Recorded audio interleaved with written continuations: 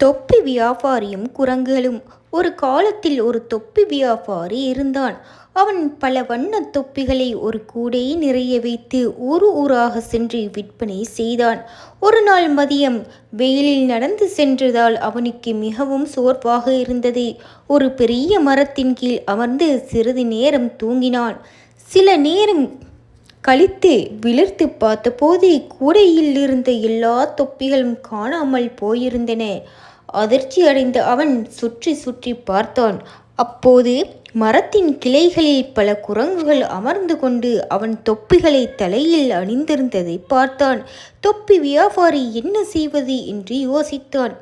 குரங்குகள் தன்னைப் போலவே செய்கை செய்கின்றது என்பதை அறிந்த அவன் உடனே தன் தலையில் இருந்த தொப்பி எடுத்து தரையில் எறிந்தான்.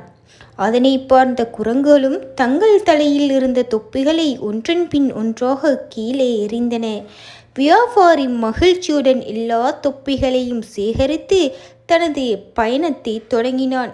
கதையின் நீதி: புத்திசாலித்தனமாக யோசித்தால் எந்த பிரச்சினைக்கும் தீர்வு காணலாம்.